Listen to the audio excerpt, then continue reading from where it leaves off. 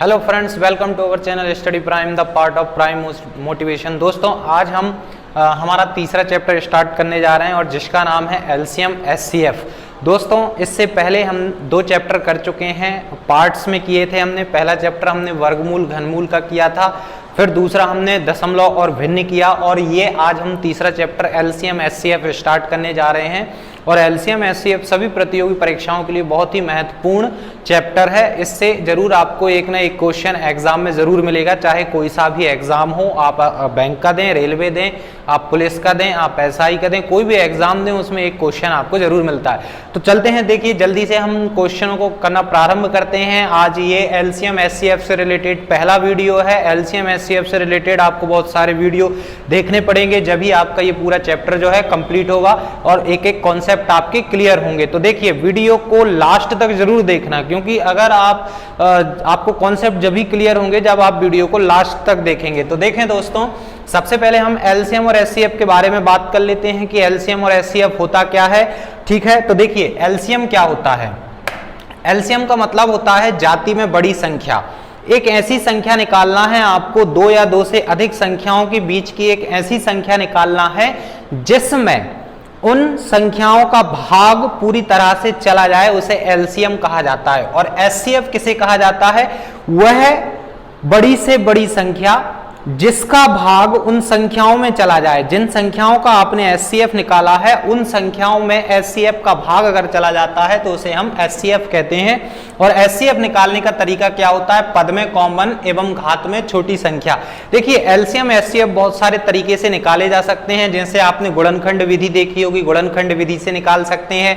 अगर हमें कोई संख्या दी हो और अगर उसका एलसीएम एचसीएफ निकालना हो तो गुणनखंड विधि से भी हम एलसीएम एचसीएफ निकाल सकते हैं। और नहीं तो जैसे इस टाइप से अगर क्वेश्चन दे दिए जाएं और फिर आपसे पूछा जाए कि एचसीएफ निकालो या एलसीएम निकालो, तो कैसे निकालेंगे? तो देखिए, ये तरीका सबसे छोटा तरीका है, जिससे कि आपका कुछ ही सेकंडों में आपका आंसर निकल आएगा। देखिए, जैसे फर्स्ट क्वेश्चन हमें दिया है, ये अलग अलग संख्याओं के पेयर हैं जो गुणनखंड के रूप में दिए हैं। जैसे ये 3 संख्याएं हैं, एक संख्या ये है, एक ये है और एक ये है, और इन तीनों के हमें गुणनखंड निकाल के दे दिए हैं और पूछा गया है कि इन संख्याओं का एचसीएफ निकालें या एचसीएफ क्या होगा। तो दोस्तों, अगर आपको ऑलरेडी गुणनखंडों के रूप में संख्याएं दी हैं, अभाज्य गुणनखंडों के रूप में अगर ऑलरेडी आपको संख्याएं दी हैं, तो एचसीएफ एलसीएम निकालने के लिए आप इन 2 बातों का ध्यान रखें। एलसीएम में आपको जाति में बड़ी संख्या देखनी होती है और एचसीएफ में पद में कॉमन एवं घात में छोटी संख्या देखनी होती है। अब ये होता क्या है, देखिए ये अभी आपको समझ में आएगा जब आप क्वेश्चन सॉल्व करेंगे तब। देखिए, हमें निकालना है एचसीएफ, और एचसीएफ का मतलब क्या होता है? पद में कॉमन, ठीक, और घात में छोटी संख्या आपको देखनी है। तो देखिए, सबसे पहले हम देखते हैं कि 2, जैसे यहां 2 दिया है तो 2 को देखें आप, 2 की पावर कितनी है? 3, यहां 2 की पावर 2 और यहां 2 की पावर 3। तो पहली बात तो ये हो गई कि ये जो 2 है वो इन तीनों पदों में क्या हो गया? कॉमन हो गया। तो मतलब हम 2 को जो है एचसीएफ ले सकते हैं। देखिए, 2 की पावर 3, 2 की पावर 2, 2 की पावर 3, तीनों पदों में 2 क्या है? कॉमन है। अब ये पहली शर्त थी कि पद में कॉमन एवं घात में छोटी संख्या। दूसरी शर्त क्या है? घात में छोटी संख्या। तो यहां देखें, 2 की पावर 3 है, 2 की पावर 2 है, 2 की पावर 3 है। इन तीनों 2 में से कौन सा 2 सबसे छोटा है? 2 की पावर 2 वाला 2 सबसे छोटा है। 2 की पावर 2 को हमने क्या कर लिया? बाहर ले लिया। फिर इनटू और भी संख्याएं दी हैं, उनको भी आपको कंपेयर करना पड़ेगा। तो यहां देखें, 5 की पावर 3, 5 की पावर 2 और 5 की पावर 1। तो देखिए, 5 जो है इन तीनों पदों में कॉमन है। ठीक, तीनों पदों में कॉमन, पहली शर्त पूरी हो रही है कि तीनों पदों में कॉमन है, पदों में कॉमन एवं घात में छोटी संख्या। अब देखते हैं कि इन तीनों 5 में से कौन सा 5 सबसे छोटा। तो यहां 5 की घात 3, 5 की घात 2, 5 की घात 1, कौन सा 5 लेंगे? 5 की घात 1 वाला 5 लेंगे, तो ये 5 आ गया। फिर इनटू अब देखते हैं, देखिए 7 को देखते हैं। यहां 7 की पावर 2 है, 7 की पावर 4 है, 7 की पावर 3 है। पहली शर्त कंप्लीट है कि पदों में कॉमन है 7। ठीक, अब दूसरी शर्त ये हमें देखना पड़ेगा कि घात में छोटी संख्या। तो 7 की पावर 2, 7 की पावर 4 और 7 की पावर 3, कौन सा 7 लेंगे? 7 की पावर 2 वाला 7 लेंगे, 7 की पावर 2 आंसर, या आपका हो गया क्या? HCF answer. ठीक, अब देखिए अगला प्रश्न देखते हैं। चलिए दोस्तों, तो देखते हैं अगला प्रश्न। देखिए अगला प्रश्न SCF का है। 2 LCM के प्रश्न करा रहा हूं और 2 SCF के प्रश्न करा रहा हूं। तो ये पहला प्रश्न, सॉरी दूसरा प्रश्न ये SCF का।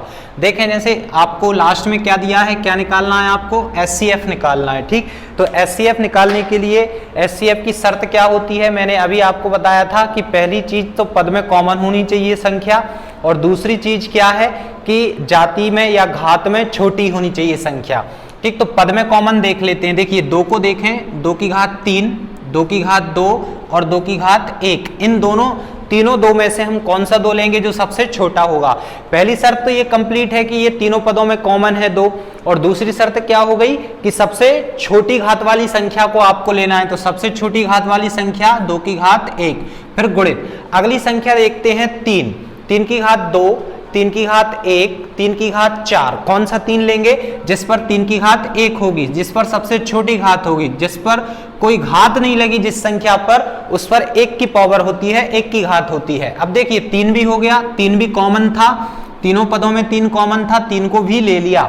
अगली संख्या देखते हैं 5, 5 की घात 3, 5 की घात 2 और 5 की घात 4। 5 जो है तीनों पदों में कॉमन है, और इन तीनों पांचों में से कौन सा 5 छोटा है? 5 की घात 2 वाला 5 छोटा है, तो यहां 5 की घात 2, फिर गुणित। अब अगली संख्या देखते हैं 7 को। 7 देखिए, यहां 7 की पावर 2, 7 की पावर 1, लेकिन यहां 7 नहीं है, मतलब ये पहली शर्त को 7 जो है कंप्लीट नहीं कर पा रहा कि पदों में कॉमन नहीं है 7। यहां इन 2 पदों में तो 7 है, लेकिन इस पद में 7 नहीं है, तो हम 7 को नहीं ले सकते, क्योंकि SCF में हम कॉमन संख्या को ही ले सकते हैं। तो आपका आंसर इतना होगा। देखिए आंसर हो सकता है आपका इतना हो, या इन सबको मल्टीप्लाई करके आपका आंसर ऑप्शन में दिया हो। देखिए या तो हो सकता है इतना आपका आंसर हो, या ये भी हो सकता है 3 दूनी 6 और 5 दूनी 10, और 10 का गुणा अगर 6 में, सॉरी 5 25, 3 दूनी 6 और 25, और 25 छिक्का कितना होता है? 150। आंसर हो सकता है आपका आंसर 150 हो, या कई बार ये भी आंसर होता है।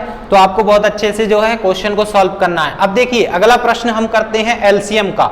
SCF हो गया कंप्लीट, LCM देखिएगा बहुत अच्छे से, और LCM SCF के क्वेश्चन बहुत ही IMP हैं। एक एक करके हम सारे चैप्टर कंप्लीट करेंगे। जितने भी प्रतियोगी परीक्षाओं में प्रश्न जिन चैप्टरों से आते हैं वो मैं सारे आपके क्लियर कराऊंगा, और बहुत ही शॉर्ट ट्रिकों के साथ और मेथड के साथ, दोनों तरीकों से बिल्कुल बेसिक कंप्लीट कराऊंगा आपका। तो देखें अगला प्रश्न देखते हैं, जिसमें हमें क्या निकालना है? LCM निकालना है। तो LCM मतलब क्या होता है? मैंने अभी बताया, थोड़ी देर पहले लिखा था। LCM का मतलब होता है जाति में बड़ी संख्या आपको देखनी है। अब देखिए जाति में बड़ी संख्या का मतलब क्या होता है? जैसे 2 है तो 2 यहां है, यहां है, यहां है, इन जहां जहां 2 होगा उन सभी 2 में से सबसे बड़ा 2 कौन सा होगा? वो आपका जाति में बड़ी संख्या हो जाएगी। तो देखिए LCM में पद में कॉमन से कोई मतलब नहीं है, संख्या कॉमन हो या ना हो, भले एक पद में वो संख्या हो, जब भी आपको उस संख्या को जो है LCM में लेना पड़ेगा।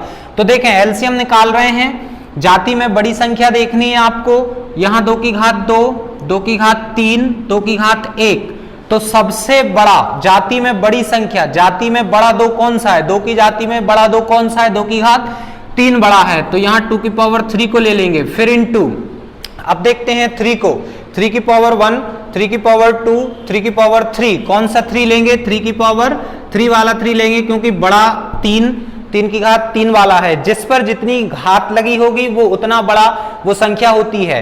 ठीक, अब देखें यहाँ 5 की घात 3, 5 की घात 2, 5 की घात 1, कौन सा 5 लेंगे? 5 की घात 3 वाला 5 लेंगे, फिर गुणित। यहाँ 7 की घात 1, 7 की घात 1, यहाँ 7 नहीं है, पद में कॉमन नहीं है, लेकिन फिर भी आपको 7 को लेना पड़ेगा। दोनों में से कोई भी 7 ले लो, क्योंकि दोनों पर ही 1 की घात है, तो 7 आ गया, फिर इनटू। अब 11 यहाँ है, 11 की पावर 1, यहाँ 11 नहीं है, और यहाँ 11 की पावर 2, तो दोनों में से कौन सा 11 लेंगे? 11 की पावर 2, क्योंकि जाति में बड़ी संख्या आपको LCM में लेना पड़ता है। ये आपका आंसर हो गया। आंसर या अगर इससे आगे आंसर दिया है तो इन सभी का आप मल्टीप्लाई करके आंसर लगा सकते हैं। देखिए ये कौन से प्रश्न थे, ये प्रश्न है जब आपको अभाज्य गुणनखंडों के रूप में अगर संख्या दी है और फिर उनका एलसीएम एचसीएफ पूछा है तो इस तरीके से निकालेंगे। ठीक, ये एलसीएम के प्रश्न हो गए। चलिए एक प्रश्न और बताता हूं एलसीएम का, ये लिखा है देखिए नीचे, ये वाला प्रश्न है। इसमें क्या निकालना है आपको, एलसीएम। सबसे पहले क्वेश्चन को बहुत अच्छे से पढ़ना और देखना है और लास्ट में ये भी देखना है कि आपको निकालना क्या है और क्वेश्चन में आपको दिया क्या है, क्योंकि जब तक आपको ये पता नहीं चलेगा कि प्रश्न में आपको दिया क्या है और निकालना क्या है, जब तक आपका क्वेश्चन सॉल्व नहीं होगा। और अगर आपने इतना सीख लिया, कॉन्सेप्ट को पकड़ना सीख लिया, तो कोई भी बड़े से बड़ा क्वेश्चन आ जाए, आपका पढ़ते से ही आधा सा क्वेश्चन आपका सॉल्व हो जाता है। तो देखें एलसीएम निकालते हैं। एलसीएम का मतलब होता है जाति में बड़ी संख्या। तो यहां 2 की पावर 3, 2 की पावर 4, 2 की पावर 1, कौन सा 2 लेंगे, 2 की पावर 4 वाला 2 लेंगे, क्योंकि इनमें से सबसे बड़ा 2 कौन सा है, 2 की पावर 4। जिस पर जितनी ज्यादा घात लगी होगी वो संख्या उतनी बड़ी होती है। अब यहां देखें 3 की पावर 1, 3 की पावर 2, 3 की पावर 3, कौन सा 3 लेंगे, 3 की पावर 3 वाला 3 लेंगे। फिर इनटू अगली संख्या 5 की पावर 2, 5 की पावर 1, यहां 5 की पावर 4, कौन सा 5 लेंगे, 5 की पावर 4 वाला। फिर इनटू यहां 7 की पावर 1, 7 की पावर 2, और यहां 7 नहीं है लेकिन फिर भी आपको 7 को लेना पड़ेगा, क्योंकि मैंने बताया एलसीएम में कॉमन से मतलब नहीं है। 7 की पावर 2 को ले लीजिए। फिर इनटू, अब देखिए यहां से सारी संख्याओं को ले चुके, यहां बचा है 11। 11 सिर्फ एक ही पद में है लेकिन फिर भी आपको उसे लेना पड़ेगा। यह आपका आंसर हो गया। हो सकता है आपको इतना आंसर दिया हो, या अगर आपके ऑप्शन में इतना मैच नहीं करता तो आप इनका मल्टीप्लाई करके आंसर लगा सकते हैं। तो चलिए देखिए अगला टाइप एलसीएम और एचसीएफ का। अभी जो हमने प्रश्न किए वो किस टाइप के प्रश्न थे कि अगर हमें अभाज्य गुणनखंडों के रूप में संख्याएं दी हो तो उनका एलसीएम और एचसीएफ कैसे निकालेंगे। अब देखते हैं कि अगर हमें संख्याएं दी हो और उनका एलसीएम या एचसीएफ निकालना हो तो कैसे निकालेंगे। देखिए सबसे पहले देख लें आप, निकालना क्या है, आपको एचसीएफ निकालना है। ठीक है, अब देखिए दो तरीके से एचसीएफ को निकाला जा सकता है। सिर्फ एचसीएफ की बात कर रहा हूं, दो तरीके बताऊंगा एचसीएफ निकालने के लिए। एक सबसे छोटा, मतलब दोनों तरीके सबसे छोटे हैं, जो आपको पसंद आए आप वो तरीके से क्वेश्चन को सॉल्व करें। तो देखिए सबसे पहला तरीका तो वही जो अभी तक हम करते आए और जो सभी करते हैं, क्या है, गुणनखंड। गुणनखंड का मतलब होता है इन संख्याओं को आप ऐसी अभाज्य संख्याओं में तोड़ लें। तो देखिए आपको इनके सबसे पहले अभाज्य गुणनखंड निकालने पड़ेंगे। एचसीएफ निकालना हो या एलसीएम निकालना हो, अगर आपको संख्याएं दी हैं तो उन संख्याओं के आप अभाज्य गुणनखंड निकाल लीजिए। और फिर कैसे करेंगे, अभी जो पिछले तरीके से क्वेश्चन किए, अगर एचसीएफ निकालना है तो पद में कॉमन और घात में छोटी संख्या, एलसीएम निकालना है तो जाति में बड़ी संख्या। बस सबसे पहले इनके अभाज्य गुणनखंड निकालते हैं। तो देखिए 32 के अभाज्य गुणनखंड क्या हो जाएंगे, 2 की घात 5, और 56 के अभाज्य गुणनखंड होंगे 7 × 2 = 56, मतलब 2 की घात 3 गुणित 7। ठीक, 2 की घात 5 का मतलब होता है 32, 56 का मतलब होता है 2 की घात 3 गुणित 7, 2 की घात 3 का मतलब 8, और 8 गुणित 7, 7 × 8 = 56। मतलब आपको अभाज्य गुणनखंड निकालने हैं। अभाज्य गुणनखंडों का मतलब होता है अभाज्य संख्याओं के ऐसे जोड़े बनाने हैं जिन्हें और अधिक ना तोड़ा जा सके। कहने का मतलब अभाज्य गुणनखंड निकालते कैसे हैं आपको आता होगा। ठीक, इस तरीके से अभाज्य गुणनखंड निकाले जाते हैं, लेकिन ये काम जो है पहली दूसरी के लोग करते हैं। आपके गुणनखंड माइंडली निकलने चाहिए, चाहे कितनी भी बड़ी संख्या हो, जब भी आपका कैलकुलेशन जो है सही माना जाएगा कॉम्पिटिटिव एग्जाम के लिए, क्योंकि हमारे पास वहां एग्जाम में इतना टाइम नहीं होगा कि हम एक एक संख्या के इस तरीके से अभाज्य गुणनखंड निकालते फिरें।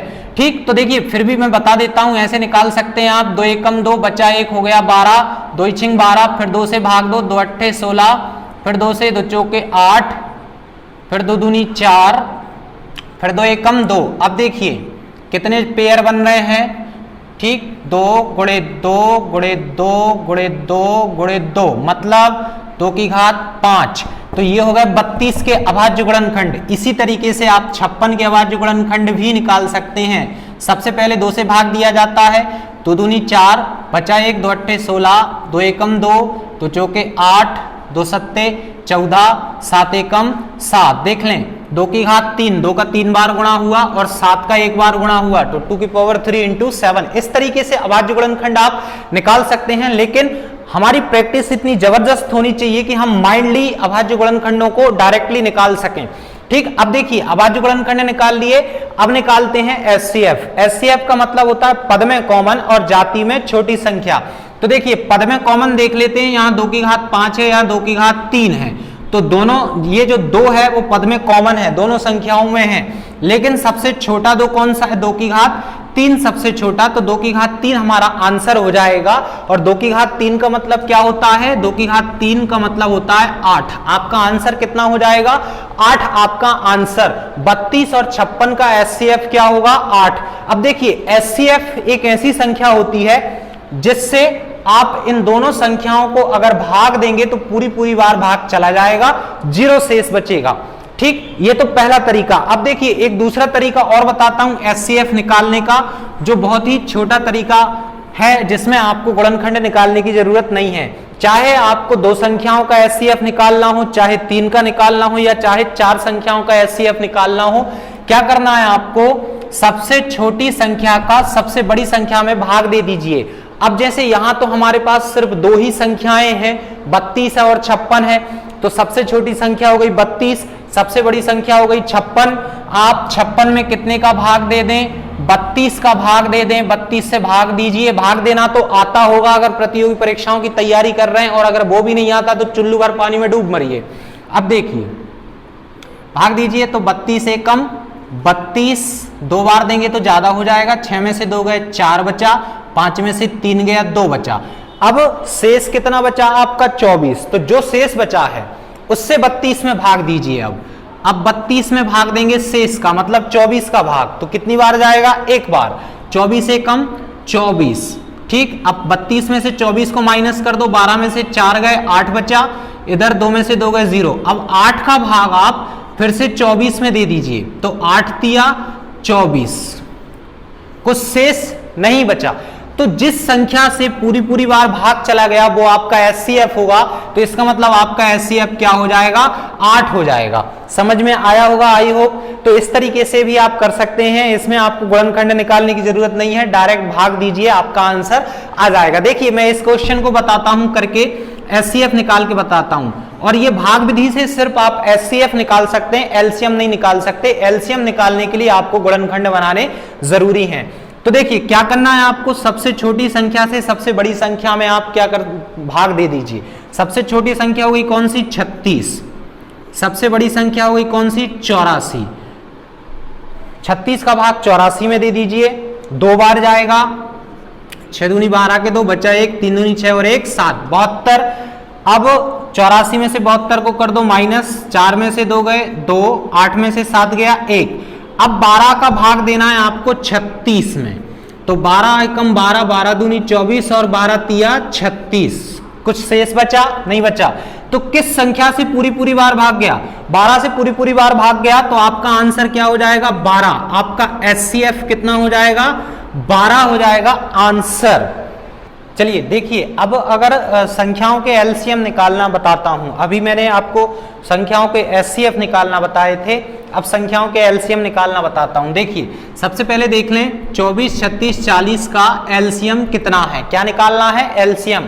अब जैसे ही एलसीएम हमने सुना या हमने पढ़ा कि यार एलसीएम निकालना है, तो हमारे दिमाग में एक ही चीज चलनी चाहिए, एलसीएम का मतलब होता क्या है? एलसीएम का मतलब होता है जाति में बड़ी संख्या। बस इतना अगर याद हो गया तो ये मान के चलिए कि आपका क्वेश्चन जो है सॉल्व। ठीक, अब देखिए एलसीएम निकालना है, तो एलसीएम निकालने के लिए क्या करना पड़ेगा? आपको गुणनखंड बनाने पड़ेंगे। मैंने अभी बताया कि एलसीएम के लिए आपको कंपलसरी है अभाज्य गुणनखंड निकालना। तो देखिए 24 को अगर हम अभाज्य गुणनखंडों के रूप में तोड़ें तो 8 तिया 24, मतलब 2 की घात 3 गुणित 3। 2 की घात 3 का मतलब होता है 24, और सॉरी 2 की घात 3 का मतलब होता है 8, और 8 तिया 24। अब 36, तो 36 12 दूनी 24, 12 तिया 36, और 12 तिया 36, 9 चौके 36, तो 2 की घात 2 और 3 की घात 2, ये हो गया 4, और ये हो गया 9, और 9 चौके 36, और 40, 8 पंजे 40, 2 की घात 3 गुणित 5। 2 की घात 3 का मतलब होता है 8, 8 गुणित 5 मतलब 8 पंजे 40, ये अभाज्य गुणनखंड निकाल लिए। अब निकालना है क्या, एलसीएम। तो दोस्तों एलसीएम का मतलब क्या होता है, जाति में बड़ी संख्या, पद में कॉमन से कोई लेना देना नहीं है एलसीएम में। तो देखिए जाति में बड़ी संख्या देख लें, 2 की घात 3, 2 की घात 2, 2 की घात 3, कौन सा 2 लेंगे, 2 की घात 3 वाला 2 लेंगे। फिर 3 को देखें, 3 की घात 1, 3 की घात 2, इधर 3 नहीं है तो 3 की घात 2 को ले लीजिए। फिर गुणे 5 है तो 5 को भी ले लीजिए। ठीक, अब देखिए इनके गुणा कर लें, 2 दूनी 4, 4 दूनी 8, गुणे 3 तिया 9, गुणे 5, 8 पंजे 40 और 9 चौके 36, 360 आपका क्या आ जाएगा, एलसीएम आ जाएगा। एक प्रश्न आपका ये प्रश्न आप सॉल्व करेंगे, इसका एलसीएम निकालेंगे और मुझे कमेंट में इसका आंसर जरूर भेजेंगे।